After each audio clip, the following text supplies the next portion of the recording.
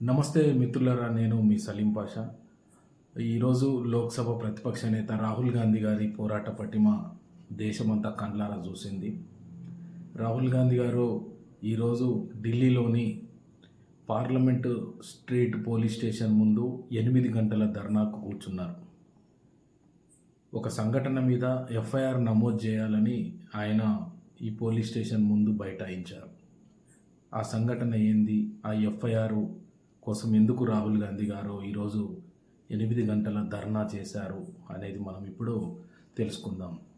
మిత్రులారా, ఢిల్లీలో జంతర్ మంతర్ దగ్గర కాక్రోచ్ పార్టీ, అదేవిధంగా అనేక మంది విద్యార్థి సంఘాల నాయకుల ఆధ్వర్యంలో ఢిల్లీలో జంతర్ మంతర్ దగ్గర నెల రోజులు ఉద్యమం జరిగింది, నీట్ పేపర్ లీకేజీలకు వ్యతిరేకంగా.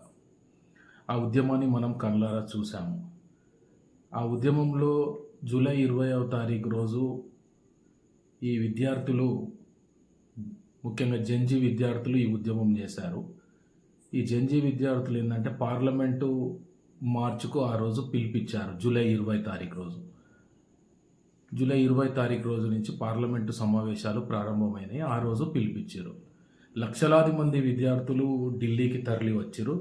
ఆ రోజు ఢిల్లీలో ఆ విద్యార్థులను అణచివేయడానికి, వాళ్ళను అడ్డుకోవడానికి ఆ మార్చిలో పాల్గొన్న విద్యార్థుల మీద లాఠీచార్జ్ జరిగింది. టియర్ గ్యాస్ వదిలారు, రబ్బర్ బుల్లెట్లు, అదేవిధంగా పెల్లెట్ గన్స్ కూడా వాడారు. పెల్లెట్స్ అంటే ఏంటంటే మిత్రులారా, చిన్న చిన్న చరాలు, మనం తెలుగులో చరాలు అంటాం కదా. ఆ పెల్లెట్ గన్ కాలుస్తే ఏమవుతుందంటే చిన్న చిన్న పెల్లెట్స్, ఆ చరాలు అనేటి మనిషి శరీరంలోకి పోతాయి. అయితే ఆ రోజు పెల్లెట్ గన్స్ కూడా ఫైరింగ్ జరిగింది. ఆ పెల్లెట్ గన్స్ వల్ల ఏంటంటే కళ్ళల్లో ఆ పెల్లెట్స్, ఆ చరాలు పోతే కళ్ళు పోయే ప్రమాదం ఉంది. గుండె దగ్గర హార్ట్ సైడు ఆ చరాలు బాడీలోకి పోతే ప్రాణానికి ప్రమాదం, ఇట్లా ప్రాణానికి ప్రమాదం ఉంది. అయితే ఆ రోజు ఈ పెల్లెట్స్ గన్ వాడారు. అయితే మనము సోషల్ మీడియా వేదికగా చూసినాం దీన్ని. అయితే జూలై 20 తారీఖు రోజు ఈ లాఠీచార్జ్ జరిగింది కదా. జూలై 24వ తారీఖు రోజు రాహుల్ గాంధీ గారు ఒక ఢిల్లీలో ప్రెస్ మీట్ పెట్టి సాహిల్ లోచక్ అనే ఒక విద్యార్థి ఆ నిరసనలో పాల్గొన్నాడు 20 తారీఖు రోజు. ఆయన మీద ఈ పెల్లెట్స్ గన్స్ ఫైరింగ్ చేస్తే ఆ చరాలు ఏవైతే ఉన్నాయో ఈ సాహిల్ లోచక్ అనే విద్యార్థి శరీరంలోకి పోయినాయి. అతన్ని రాహుల్ గాంధీ గారు ఏం చేస్తారంటే మీడియా సమావేశం పెట్టి ఆ సాహిల్ లోచక్ను మీడియా ముందు ప్రవేశపెడితే అప్పుడు విస్తృతంగా మీడియాలో పెల్లెట్స్ గన్స్ వాడిన దాన్ని బట్టి ఆ సంఘటన, సాహిల్ లోచక్ శరీరంలో ఎట్లా పెల్లెట్స్ పోయినాయి అనేది రాహుల్ గాంధీ గారు మీడియా ముఖంగా చూపించారు. ఆ తర్వాత దేశవ్యాప్తంగా చర్చ జరిగింది. ఆ తర్వాత సాహిల్ హాస్పిటల్లో జాయిన్ అయ్యాడు. ఒక 2-3 సర్జరీలు జరిగినాయి. సాహిల్కి ఏంటంటే కుడి కన్నుకు ఒక 3-4 చరాలు పడ్డాయి ఆ పెల్లెట్స్ గన్ వాడడం వల్ల. కుడి కన్ను చూపు కోల్పోయాడు సాహిల్.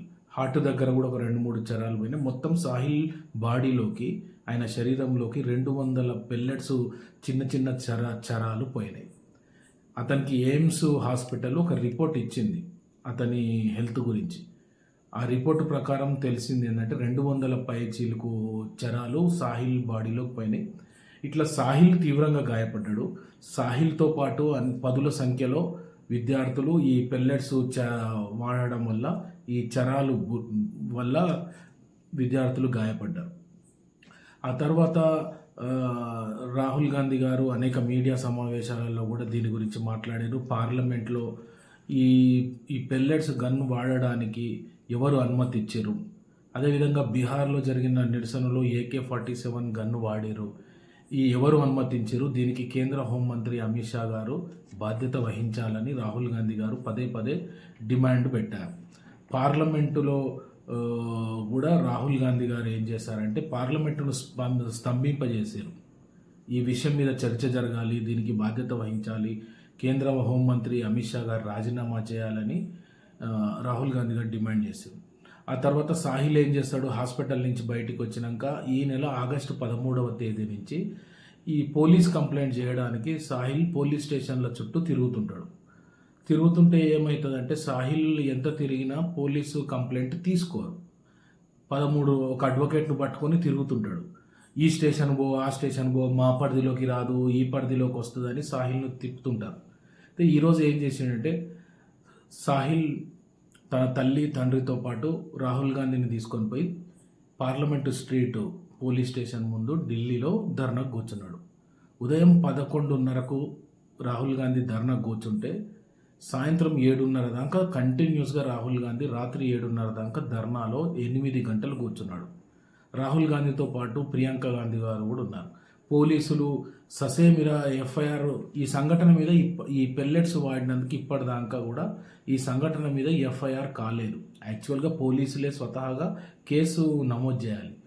కానీ నెల రోజులు అవుతుంది ఈ సంఘటన, ఇప్పటి వరకు కేసు నమోదు కాలేదు. సాహిల్ ఏమంటుండంటే నా మీద ఈ పెల్లెట్స్ గన్ వాడిన వాళ్ళ మీద కేసు కావాలి, ఈ సంఘటన మీద విచారణ జరగాలని అనేక రోజుల సంది ప్రయత్నం చేస్తుంటే కేసు నమోదు చేయట్లేదు పోలీసు వాళ్ళు. ఎందుకంటే మనందరికీ తెలుసు ఢిల్లీ పోలీస్ అనేది కేంద్ర ప్రభుత్వం ఆధీనంలో ఉంటుంది. దీనికి కేంద్ర హోంమంత్రి గారు పర్యవేక్షణ చేస్తుంటారు. అయితే ఈరోజు ధర్నాకు కూర్చున్న తర్వాత ఉదయం 11:30 నుంచి రాత్రి 7:30 గంటల దాకా రాహుల్ గాంధీ గారు కంటిన్యూస్గా 8 గంటలు కూర్చున్నారు. తొలుత పోలీసులు ససేమిరా కేసు బుక్ చేయమంటారు, మాకు పైనుంచి ఆదేశాలు ఉన్నాయి కేసు బుక్ చేయొద్దని అని అంటారు. అయినా రాహుల్ గాంధీ పట్టు విడవకుండా అట్నే కూర్చుంటాడు. రాహుల్ గాంధీ ఏమంటాడంటే ఒక రోజు కాదు 2 రోజులు కాదు, అవసరమైతే నెల రోజులైనా నేను ధర్నాకు కూర్చుంటా, కేసు ఎఫ్ఐఆర్ చేస్తేనే నేను ఇక్కడి నుంచి పోతానని రాహుల్ గాంధీ గట్టిగా అంటాడు. ఆ తర్వాత ఏమవుతుంది, తర్జన భర్జన పడతారు, అది పడతారు ఇది పడతారు. ఆ తర్వాత ఇద్దరు కేంద్ర మంత్రులు ఈరోజు ఏం చేస్తారు, ప్రెస్ మీట్ పెడతారు. రాహుల్ గాంధీ ధర్నా అవుతుంటుంది, ప్రెస్ మీట్ పెట్టి ఏం చేస్తారు అంటే రాహుల్ గాంధీ రాజకీయాలు చేస్తుండు, చౌకబార్ రాజకీయాలు చేస్తుండు, అది చేస్తుండు ఇది చేస్తుండని మన కేంద్ర మంత్రులు జేపీ నడ్డా గారు, రవిశంకర్ ప్రసాద్ గారు ప్రెస్ మీట్ పెడతారు. రవిశంకర్ గారు, జేపీ నడ్డా గారు, రవిశంకర్ గారు రాహుల్ గాంధీ ఒక విద్యార్థి మీద పెల్లెట్స్ వాడారు, ఆ సంఘటన మీద ఎఫ్ఐఆర్ చేయాలి, దాని మీద విచారణ జరగాలని కోరితే అది చౌకబార్ రాజకీయాలు అని ఎట్లయితే ఇది కూడా ఈ ప్రెస్ మీట్లు కూడా ఫెయిల్ అయిపోయినాయి. ఇక తప్పని పరిస్థితుల్లో ఇక కేంద్ర ప్రభుత్వ పెద్దలు ఇక కేసు బుక్ చేయండి అంటే ఎఫ్ఐఆర్ బుక్ చేసారు.